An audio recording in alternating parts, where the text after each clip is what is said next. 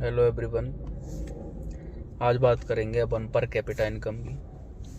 Per capita income जिससे देश के पर व्यक्ति की आय नापी जाती है, पीसीआई।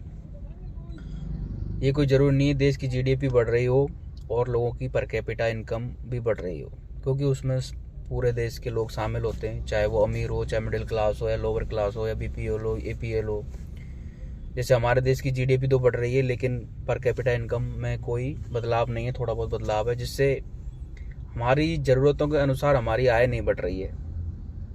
जिसका एक पीछे कारण है सरकार का ध्यान ना जाना। इस पर सरकार को भी ध्यान देना चाहिए कि पर कैपिटा इनकम भी बढ़नी चाहिए। जैसे आप यूएसए की देखो, उसकी पर कैपिटा इनकम काफ़ी अच्छी है। चाइना, उसकी भी काफ़ी अच्छी है। जो खुशहाल देश हैं, जो इकोनॉमिक रूप से बहुत मजबूत हैं, उनकी पर कैपिटा इनकम काफ़ी अच्छी है।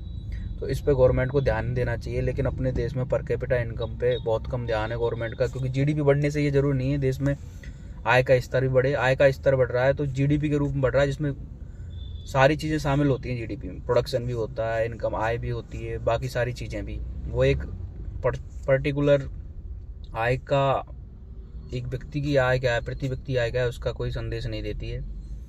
कोई गरीब की आय कोई 5,000 है, मिडिल क्लास की 10,000 है, और अमीर की 1 लाख है, तो सारा एक ही में कन्वर्ट हो जाता है और 1 लाख काफ़ी लोगों को कवर कर लेता है। इस पर भी गवर्नमेंट को ध्यान देना चाहिए।